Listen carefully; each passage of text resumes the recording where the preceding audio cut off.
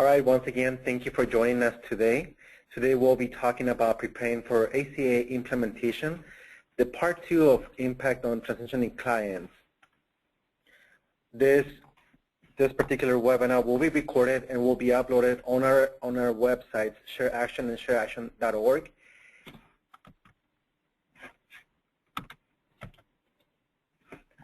The presentation is going to last about 45 minutes, and we'll have the opportunity to do about 15 minutes of question and answers at the end.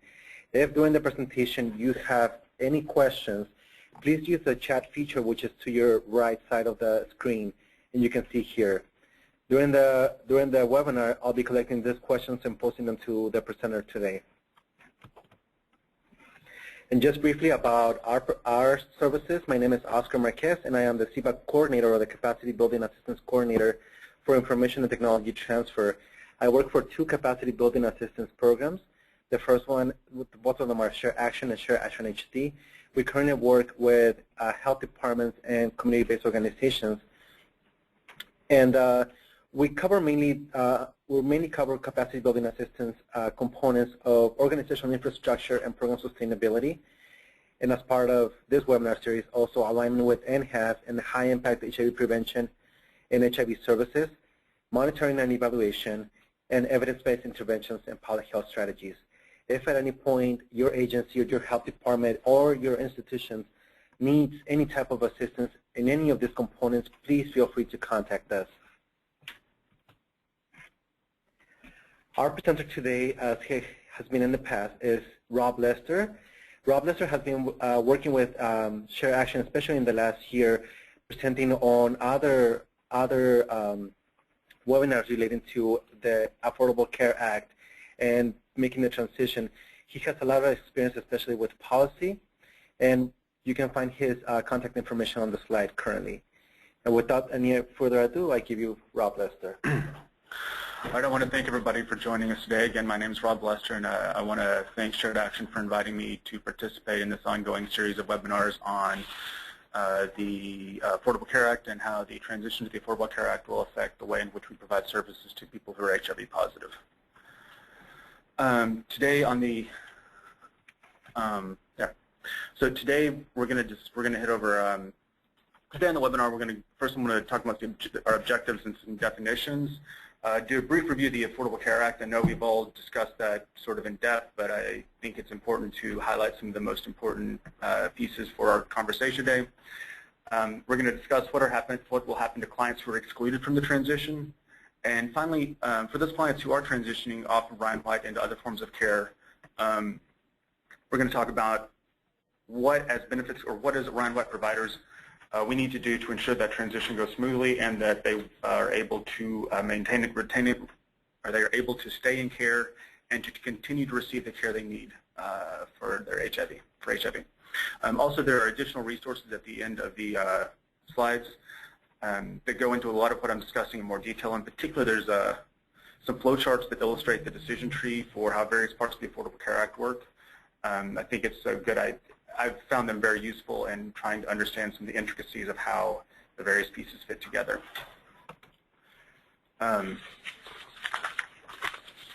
So transitioning from Ryan White, HRSA has recently released guidance to Ryan White providers mandating they vigorously pursue other funding sources, which would include private health insurance, Medicaid, Medicare, and CHIP, the Children's Health Insurance Program. The HRSA has said that they expect that grantees and subgrantees must make every reasonable effort to ensure eligible uninsured Ryan White clients expeditiously enroll in private health insurance plans whenever possible, and that providers are expected to inform clients about any consequences of not enrolling.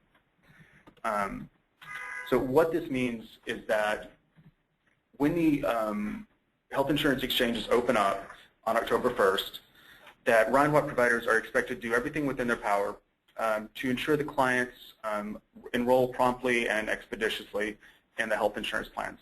Of course, there will be a variety of health insurance plans on offer through the health insurance exchanges or marketplaces. So part of what we'll be talking about today is how to help clients determine whether or not they're eligible for the exchanges, and if they are eligible for the exchanges, which plan best suits their needs. So, yeah. So again, the objectives for today are, what is the role of the Ryan-White provider in the ACA transition? How to determine what programs clients will be eligible for? Will the clients be eligible in particular for private health insurance?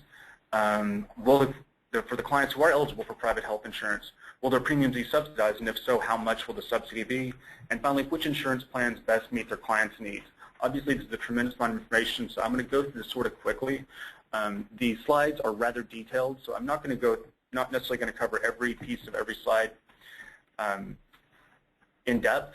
So I would encourage people later on, if you have the time, to come back and review the slides, because I think there's a fair amount of information, like I said, and this is a fairly complex topic. So let's go ahead and get on with it then. So first, a few definitions.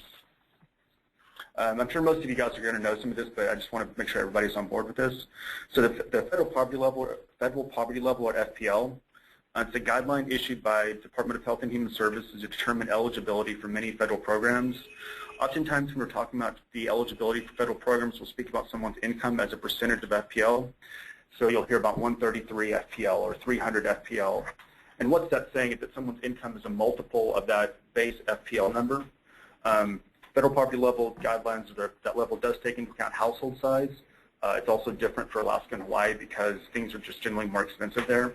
And finally, they're updated annually. The modified adjusted gross income. Currently, the income calculation that's used to determine eligibility for a lot of federal programs, it varies from program to program. One of the things the Affordable Care Act has done is to make that calculation more uniform, and also to make that calculation, the income number that we use, more similar to what we consider taxable income. Obviously, it makes it a lot easier to determine eligibility if you don't have to do a separate calculation for each and every program.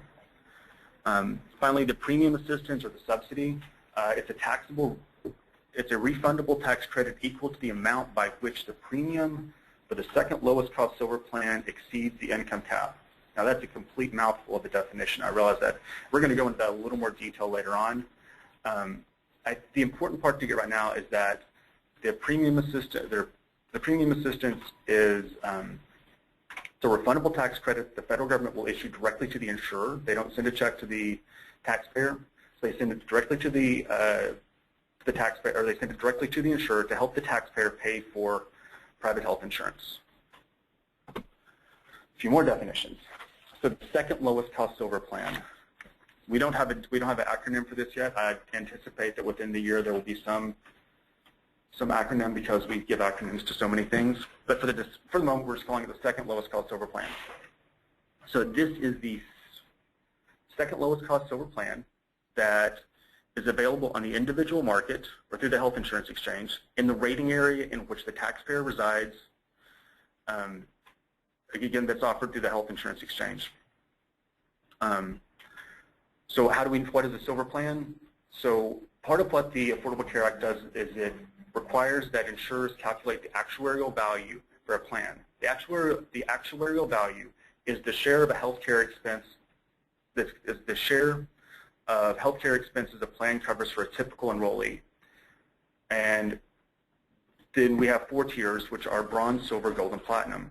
So for your average enrollee, a bronze plan would cover 60% of the value of your medical costs. Now that doesn't mean that for any particular enrollee that plan will necessarily cover 60%. It's saying that on average that's how much it costs. And so the second lowest cost silver plan is the silver plan that pays on average 70% of the value of healthcare, or 70% of healthcare expenditures, and it's the second one with the second lowest premiums available through the health insurance exchange for the region in which the individual lives. So, moving on. Let's see. Okay. So just a little ACA review. So again, the Affordable Care Act expands access to Medicaid and private health insurance plans. There's not an Obamacare plan per se. Really, it's the Affordable Care Act increases people's access to private health insurance and helps them pay for that private health insurance. Also, there's an individual mandate, which we've all heard about quite a bit, and this requires non-excluded individuals to obtain qualifying health insurance or pay a penalty. There's a typo on the slide, for which I apologize. For the first year, for 2014, the penalty for each individual is equal to 1% of income or $95, whichever is greater. And then that penalty will increase in 2015 and 2016. In 2015, the penalty will be 2% of income or $325, whichever is greater. And in 2016, it'll be 2.5% of your annual income or $695, whichever is greater. And it's that 2.5% or $695 is for 2016 and each year thereafter. So the first year, the penalty is fairly low, but it increases rather steeply after that, and that's something the clients need to be aware of.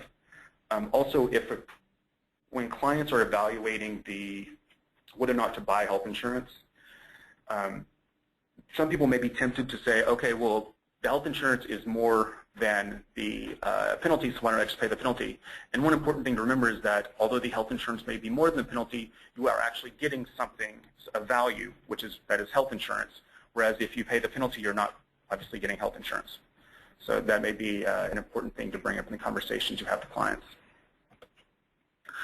I mentioned on the previous slide that for non-excluded individuals are required to obtain insurance coverage. There are several categories of people that are excluded from the mandate. First, there's optional exclusions. These are people who are not necessarily required, they're not required to obtain coverage, but they're still eligible to obtain coverage.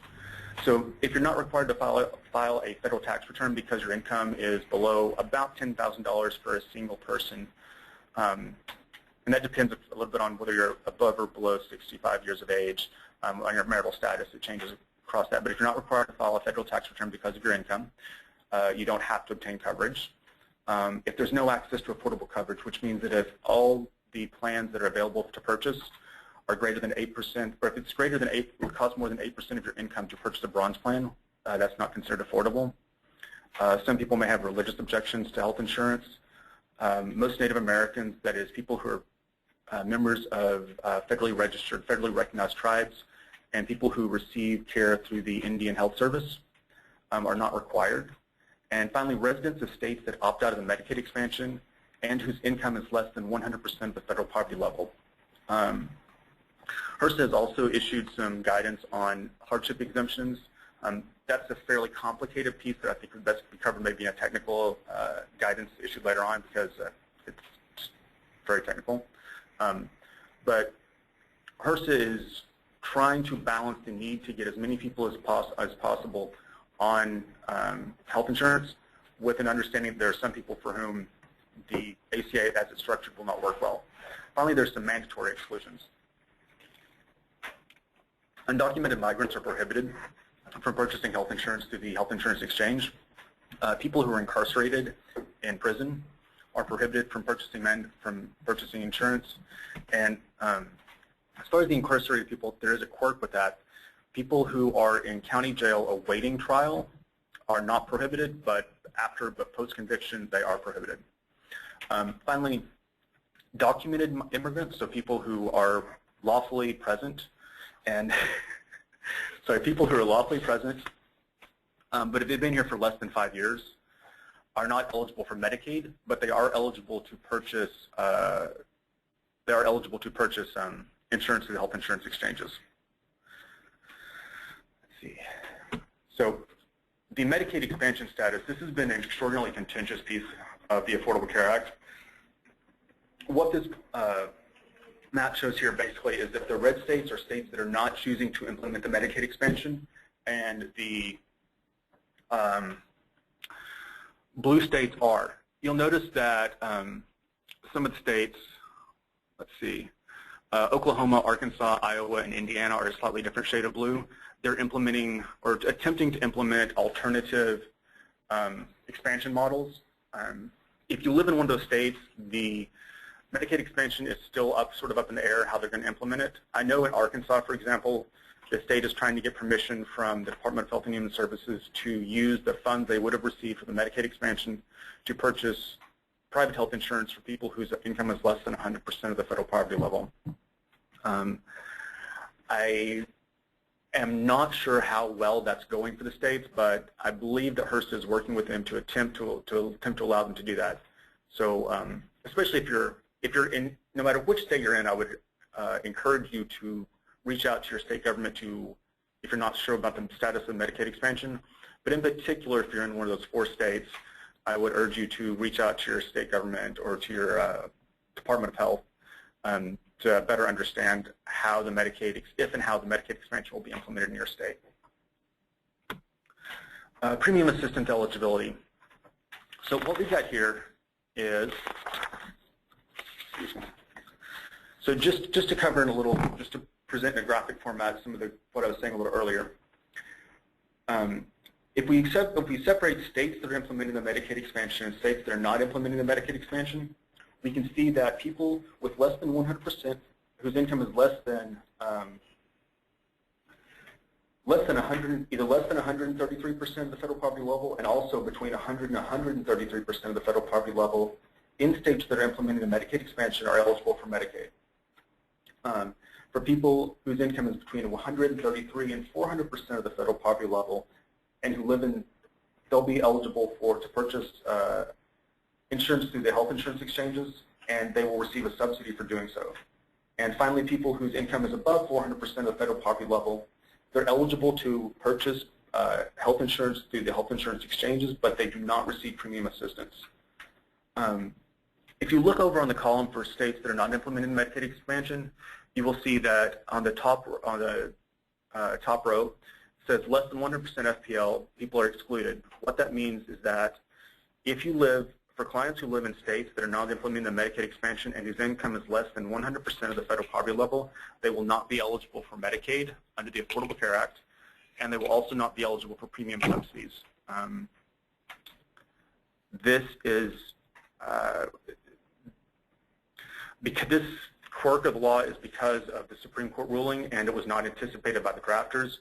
I'll address this in a little more detail in a minute, but it is an issue that people, it is of concern that people whose income is at the lowest, in the lowest tier, will not have access to health care or to new health care programs in the states that are under implementing the Medicaid expansion.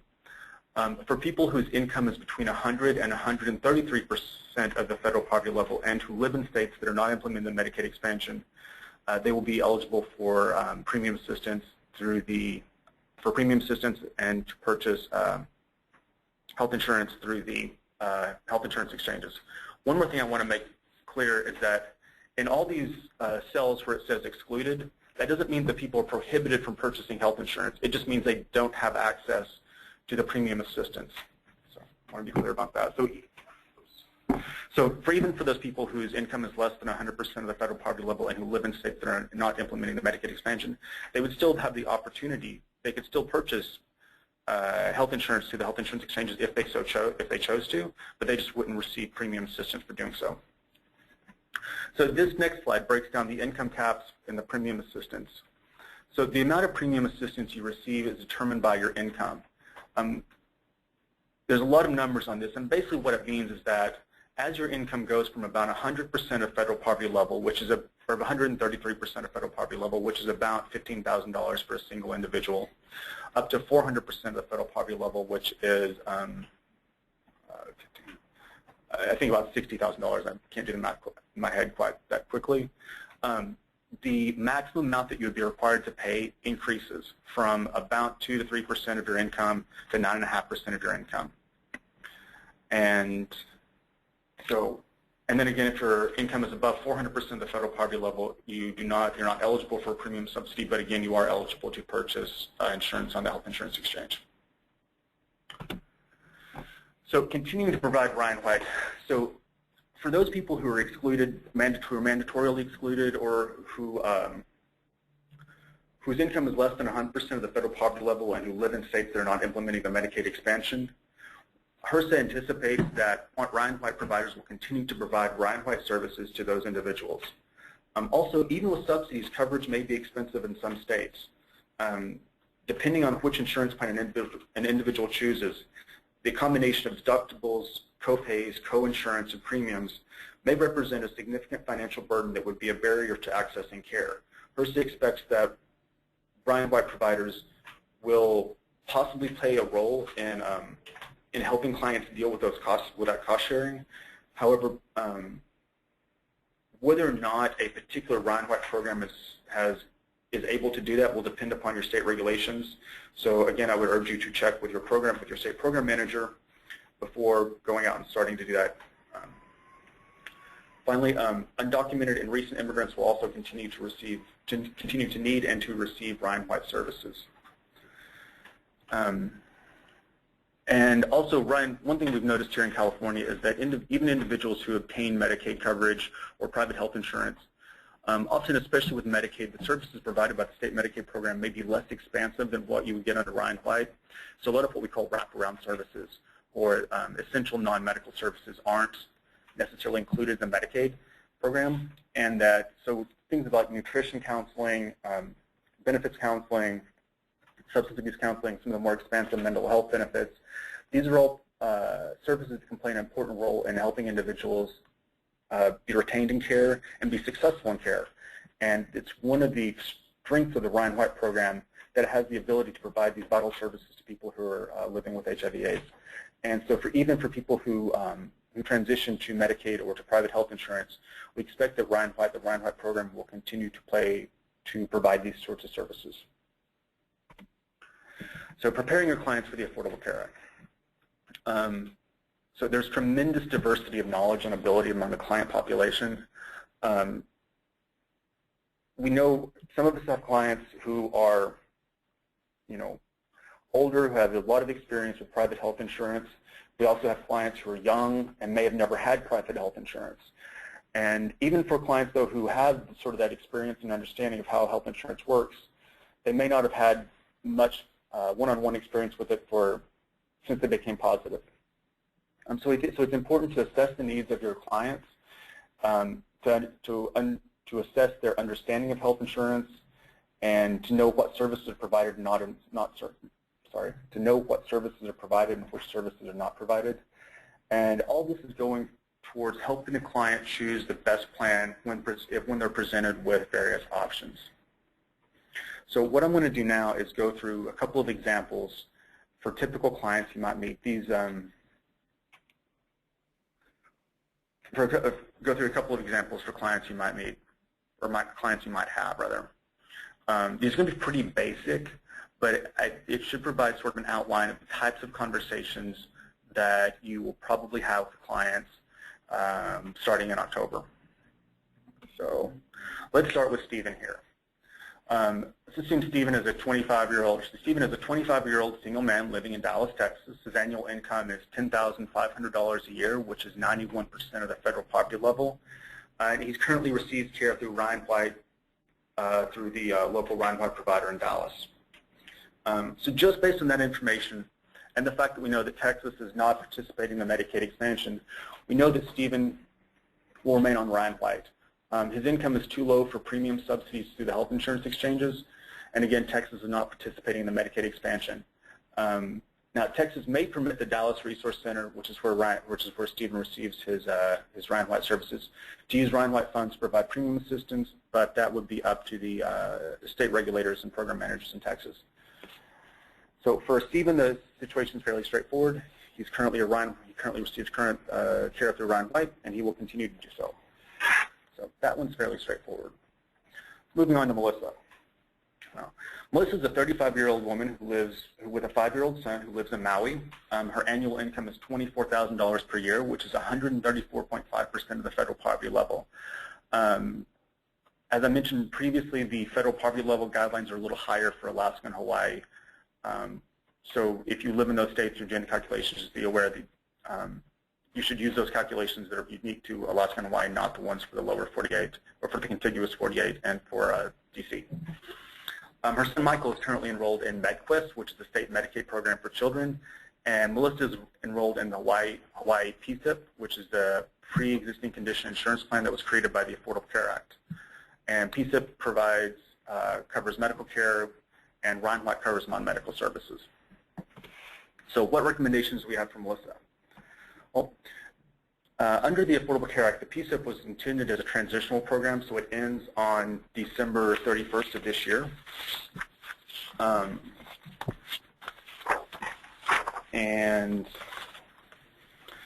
Since Melissa makes less than 138% of the federal poverty level and lives in a state that is participating in the Medicaid expansion, she will be eligible for Medicaid.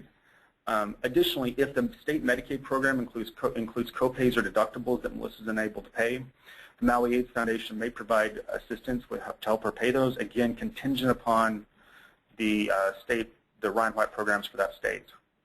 Also, her case manager should provide her with information on how to enroll in the state Medicaid program if she's having difficulty with doing so, and if the application process becomes difficult for her, again, we would urge the Ryan White provider staff to help her complete that application process in a timely manner. Let's see. So, okay. So, moving on from Melissa. So with Melissa and Stephen, these were fairly straightforward. Basically, we looked at their income and said, okay, you live in a state that, for Stephen, you live in a state that is not participating in the Medicaid expansion, and your income is below 100% of the federal poverty level, so you stay on Ryan White. For Melissa, it was your income is below 133% of the federal poverty level, and you live in a state that is participating in the Medicaid expansion, so you go on Medicaid. There is one thing I want to note. There's an error I made on this slide. It says that Melissa makes less than 138% of the federal poverty level. If you've been listening to webinars and been reading stuff, as I'm sure you all have, you may have noticed that there's some discrepancy. Sometimes you'll see it's 133% of the federal poverty level, and sometimes you'll see it's 138%.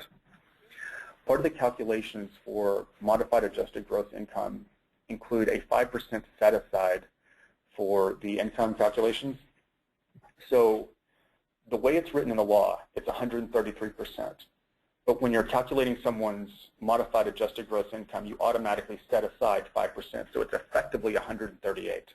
So if you see those two discrepancies, that's where it comes from. Is 133 is what is actually written in the law, and 138 is what it sort of effectively is because of that 5% income set aside. So for the next example we have, and before I go into that, in doing the example, this next example, whose name is Mark, in doing Mark, which is the next guy coming up, sort of the overview of how I calculated this was, first I looked at the premium assistance, and I calculated how much the premium would be with the assistance. I said, okay, well, we know Mark's going to pay that much. And then I looked at how much would he pay with the deductibles. Some plans have combined deductibles, so there's one deductible for your medical care and for your prescription drug coverage, and some plans have separate deductibles for medical care and prescription coverage. Most people who are HIV positive are going to hit their prescription drug coverage deductible, and if they have a combined deductible, they're going to hit that.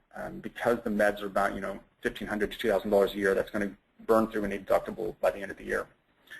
So you look at the deductible, and then you look at the service cost. So I looked at how much would the medical services cost. So this would be doctor's visits and labs. Also, I looked at how much would the cost of pharmaceuticals be. And again, for those plans with the combined deductibles, I just sort of added all that together and looked at the cost after the deductible. For any individual who has health insurance, we expect there will be some non-expected health expenditures during the year. Because those are unexpected, I didn't include those in calculations because, frankly, they're hard to calculate, and as I said, they're unknown. So what I was looking at here really is the cost of care for somebody who's HIV positive, for the cost of known care. And for people with chronic health conditions, we can calculate fairly precisely what their medical expense, the significant chunk of their medical expenditures are going to be over the course of the year. And finally, I looked at the out-of-pocket maximum. I don't believe any individual plan is permitted to have more than about a $6,500 out-of-pocket maximum. And for some plans, it's less than that. So that's sort of an overview of how I approach this next example, and I'll talk about that a little more after the example. Let's go ahead and take a look at Mark. Here, Mark. Okay, here's Mark. Mark has a beautiful smile. So Mark is a 40-year-old single male who lives in Palm Springs, California. He makes $40,000 a year, which is 348% of the federal poverty level. He's not eligible for employer-based coverage, and he has no other health issues than HIV, and he takes a ACA. He receives care, part of his care through the Ryan White provider in Riverside County, which is the Desert AIDS Project. And the Desert AIDS Project uses Ryan White funds to help him cover some of his insurance premiums. And he currently has health insurance with Kaiser. So come October 1st, Mark will, of course, be eligible or start looking at purchasing health insurance with the State Health Insurance Exchange, which is covered in California. And let's say there's two plans that he finds, or that he finds with the help of his benefits counselor at the Desert AIDS Project, that look like a good fit for him. So the first plan is a Blue Cross Silver plan, and the second one is a Kaiser Silver plan. So kind of what I did with this, I looked at how much would the premium for each one be, what would the out-of-pocket maximum be, deductibles, and the cost of the copays for the ACA and his non-preventative doctor's visits and labs, and I did those for each of them. As I mentioned before, the plans will also impose a variety of other copay and cost-sharing requirements, but I'm glossing over that because we're really just looking at the cost of HIV care because it simplifies the calculations quite a bit. So I sort of crunched all those numbers, and what I came out with was that a Blue Cross Silver plan would probably cost Mark about $1,030 per year. Or, I'm sorry, his medical, it would be $3,600 per year in premiums. His medical and drug costs would be another $1,030. So the total cost for this plan would be $4,630. And of course, that's spread over 12 months, and the Ryan White provider can provide some assistance with that. For the Kaiser plan, the total cost per year would be about $4,430, and it's distributed a little differently. So the Kaiser plan is a little cheaper than the Blue Cross plan. Now, the point I want to make with this is not that Mark should go with the cheapest plan, but rather there's some other factors that Mark needs to take into consideration. So there's a lot of information on this slide, but let me kind of summarize this. So basically, the Kaiser plan is less expensive, but the Blue Cross plan has a more expansive provider network and allows him to pick up his meds at a wider variety of pharmacies. Also, the plans may have different cost-sharing structures for out-of-network care. So for people who happen to travel a lot, or who are sometimes, or for plans with particularly restrictive provider networks, this can be a factor. And finally, if Mark is currently happy with his provider at Kaiser and the Kaiser network generally, then remaining with Kaiser would allow him to continue to see that provider. But if, for example, he used to see a non-Kaiser doctor, then going to Blue Cross might allow him to return to that provider. So kind of what I'm getting at here is that for any set of plans, it's important to take into consideration the cost to the client of those particular plans. And what I've illustrated in the past few slides is some of the ways you might go about calculating that. But it's also important to take into consideration that the healthcare is more than just the best plan may not be the cheapest plan. It's important to take into consideration things like the breadth of the provider networks, established relationships with the providers, especially for people who live in states that are more socially challenging for people who are HIV positive. Having a relationship with an established provider may be a vital part of keeping a client into care. So although the total cost of the plans is certainly something that needs to be taken into consideration and may for some clients be the most important factor, there may be many clients for whom some of the other non-monetary aspects are as, if not more important. So yeah, just to kind of summarize what I said. So unlike with the other scenarios, the case managers cannot necessarily make a definite recommendation to Mark. Rather, staff can help him weigh the various costs and benefits of each plan and decide which one best suits his needs. So these are just going over again some of the other factors that we should take into consideration besides the actual cost. Again, having an established relationship with a provider can be a vital part of helping people who are living with HIV/AIDS remain in care and be successful in care. Having people drop out of care because of transitions is something we want to work to avoid. We anticipate it will happen occasionally, but we're trying to minimize that. And if continuing to receive care through a particular provider is the linchpin of keeping someone in care, even if the costs are slightly higher, then that is certainly something we need to take into consideration. Finally, some plans may make it more difficult to see new doctors. So if you have a client who's not currently in care and they're looking to, so if you have a new client and they're not currently in care, one thing you want to take into consideration is the client able to access care? It doesn't really make much sense to pay half as much for health insurance if you can't see a provider, or if the only provider that will see you lives 50 miles away and your client doesn't have a car. For clients who travel, or in cases where the network is very restrictive, you may want to look at the cost of out-of-network care. And finally, how expansive is the pharmacy network? Again, for clients without transportation, it can be extraordinarily challenging to go to a pharmacy once a month if the pharmacy is not easily accessible. So that's something that you may want to take into consideration. And finally, some last things is the payment structure. So does the plan have a large deductible that requires a large out-of-pocket payment in January? Usually in health insurance plans, you're trading off the premium against your cost sharing. So you may have a client who winds up paying more for the total year by paying higher premiums, but have a lower deductible in January, and that may work out better for some clients. So that's something to take into consideration. It would not surprise me if there were clients for whom a $1,000 deductible in January just wasn't feasible. And finally, what assistance is available through Ryan White? What does the state program permit? What sort of assistance does the program allow providers to give to their clients, especially in terms of premium and cost sharing? So ideally, like I said, we'd be able to apply this value maximizing analysis for each client individually, but this would be tremendously time consuming. And obviously, we don't expect Ryan White providers to have the time to sit down with each client and go through, 12 or 18 or 24 different insurance plans.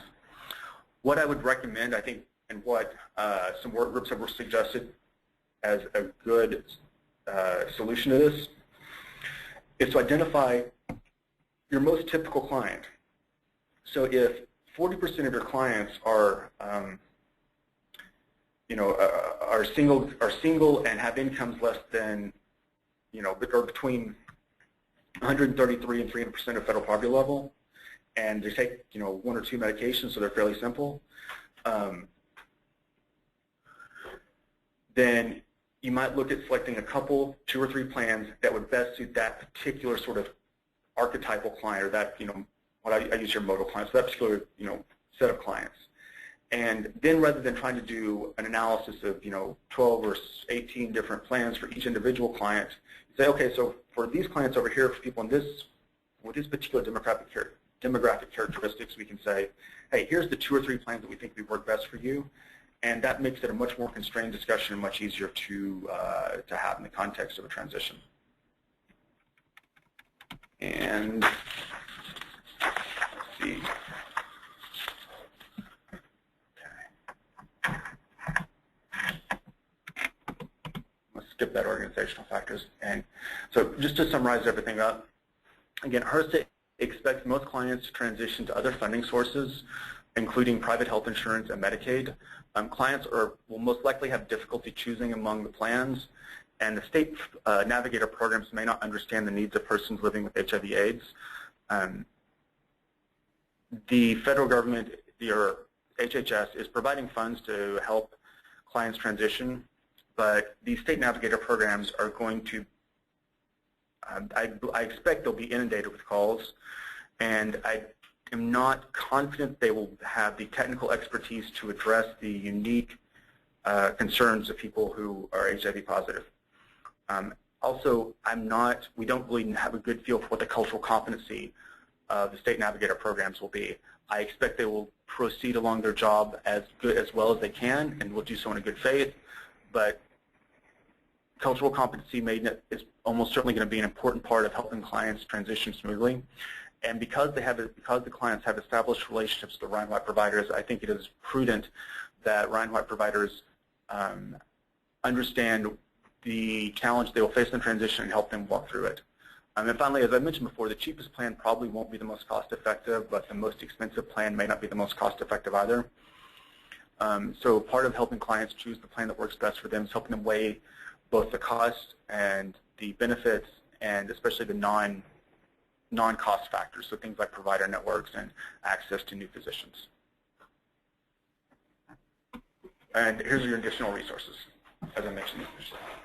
Thank you, Robin. These resources are going to be made available to you during the recording, as well as a copy of the slides will be posted on our website. At this time, we're going to go ahead and get into the question and answer. And before we do that, thank you, Rob, for presenting this. We wanted to just give a few disclaimers and let you know that this is a bird's eye view of what's going on and some of the trends. So some of the opinions that we are giving here are just opinions based on what we know so far. What you see in your screen right now is where you're going to be able to find this recording of the webinar, as well as a copy of the slides. If you go to our Share Action, www.shareactionhd.org, you click on the program toolkit and you'll see the columns to your left. Click under other topics, and you're going to have this option under podcasts, webinars, and educational materials that are coming forth.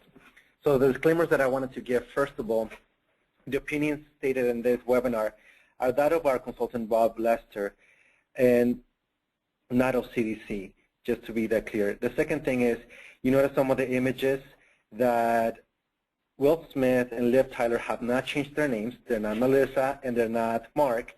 We only use that to enhance the examples that we were presenting. And the examples that we were presenting were mere hypothetical examples. We are not, by any way, we are not suggesting that those are the outcomes that those particular clients might see along the way. So they were mainly used to illustrate what are some of the possibilities that can happen in order to really assess and to suggest any specific conditions for a client. And examination of the context would have to be explored first, including the state, including their poverty level, including other factors as well. So take that into consideration as we move forward. And thank you for sending your questions. I'm going to ask a few questions to Rob. Rob, so one of the questions that we have here is, can people who are over the 400% of the poverty level, who are not eligible for a subsidy, expect to see more affordable plans in states that participate in the ACA or the Medicaid expansion versus the current expensive options of plans? So only a handful of states, I believe 5 or 6 states, have released the rates they expect for the insurance plans. Among those states, we have seen a significant reduction in the average cost of health insurance plans, even without premium assistance. But those states that have been most quick in releasing, or that have released those numbers, are also the states that have been most proactive in negotiating with the insurance plans. So, for example, here in California, we've seen a fairly significant reduction in the expected cost of insurance, again, even without the premium assistance. But the State Health Insurance Commission, or the State Insurance Commission here in California, has aggressively negotiated with plans to ensure the plans for sale are modestly priced. So generally we expect that to be the case. The health insurance will be cheaper, but we're not sure how that's going to play out in states with less comprehensive regulation. Thank you. Another question that we have here is, a lot of our patient population has temporary jobs, or because of health-related problems, sometimes they can work only for a few months, and sometimes they work at places where they offer insurance. But as soon as they can't work, they lose the insurance. Should we place a person who has this type of insurance under Ryan White? One of the concerns with the way the Affordable Care Act is structured is what they call churning. So as clients, as their income changes, whether they become eligible for Medicaid or lose eligibility for Medicaid, or the premium assistance, what sort of premium assistance they would get would change. My understanding is that HRSA is working on regulations to reduce the amount of, again, churning as clients go from one eligibility level to the next. So, I mean, the short answer is I don't really have a good answer. I don't really have a good answer for that, and that's going to be an extraordinarily challenging piece of how we move forward. Okay, thank you. Also, there are people who are covered under the HIRST or the HIRSP, but this kind of insurance doesn't cover for quarterly labs nor for doctor visits. Should we also put these patients under Ryan White funds to cover these uncovered services?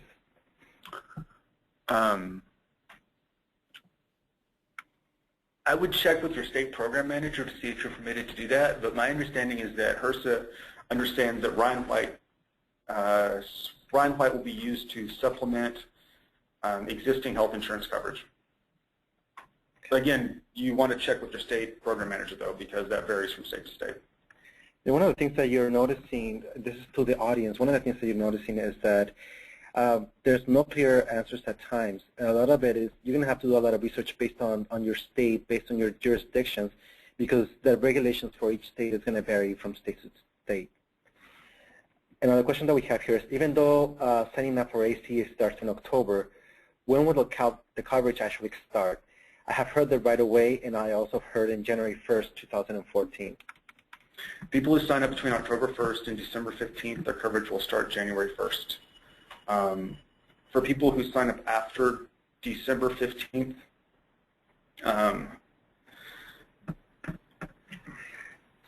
short answer is I'm not entirely sure. If I remember correctly from reading the regulations, the way it works is that if you sign up between the, so December 15th is the cutoff to have your coverage start at the beginning of the year. After that, if you sign up between the 1st and the 15th of a month, your coverage will start, I think, at the 1st of the following month. And if it's between the 15th and the 30th, then it's the 1st of the second following month. So, you know, I'm hesitant to actually even say that because I've read a lot of regulations over the past year, and I may be getting that confused. So let me just go back to what I said initially. If you sign up between October 1st and December 15th, your coverage will start January 1st. If you sign up after December 15th, then it will start after that. Based on when you sign up? Yeah. Based on when you sign up? Yeah. I heard that we are not allowed to recommend plans to patients or to clients. Are we allowed to pre-select some plans for each archetype? If you are, my understanding right now is if you are a patient navigator, then you are not allowed to recommend a particular plan to a client. If you are a Ryan White provider, there seems to be some ambiguity as to how far you can go in recommending a particular plan. I have not seen any regulations that would suggest that Ryan White providers are unable to suggest to clients a handful of plans they think would be best suited to people who are HIV positive. Okay. And what I would add to that is we have to take in mind that each client is going to bring their own context. So the best options to do at this time is to become very informed as to what are some of the different options out there and what are some of the different components that affect the decision of the client so that we can educate the client. And that's the best thing we can do is rather than give them options, rather than give them recommend certain options, is more educate them as to how they can make the best choices for them. Some of the recommendations that we saw from Rob is that sometimes the most expensive plan might not necessarily be the most adequate for them, and that's going to vary depending on various factors. So depending on the factors that the client is presenting is how we also educate them to better make those choices. Now, I know that some of this is going to be mere speculations, but when it comes to Ryan White, what do you think is the future of Ryan White, especially in the coming years? Thinking about, for example, the undocumented populations, thinking about the residents who have been here less than 5 years.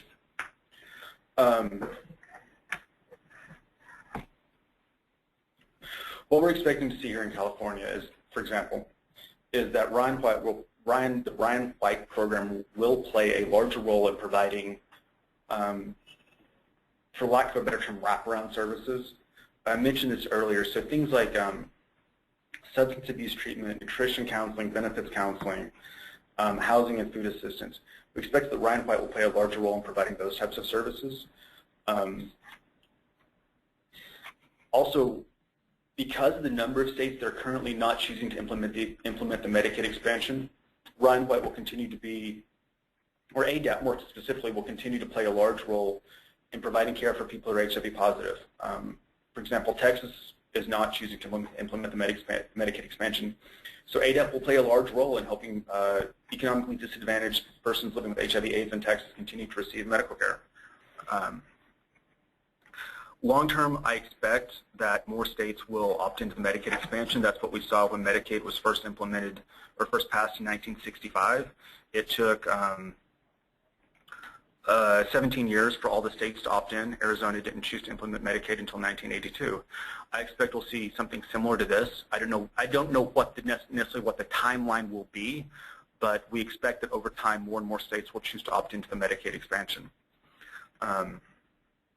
As that happens, the politics of having Ryan White provide care for an increasing, as having undocumented individuals compose a greater percentage of the Ryan White clientele will likely pose political challenges. I don't know how that's going to play out. It is a challenge that we will have to face in the coming years, though, probably. Thank you. And for the participants, any last-minute questions? This is your time. We have approximately 1 more minute for any last-minute questions. Remember that at the end of the webinar, there will be a survey. We encourage you to tell us how we're doing and also to recommend or to suggest any topics that you want to see covered or any additional information that you would like to see covered in this particular webinar. Just a reminder, we'll be having another webinar for which we'll be sending information out probably by Monday. So any last-minute questions from the participants?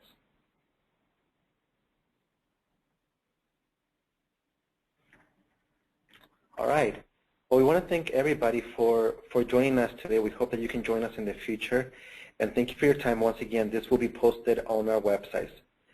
Thank you and have a good day.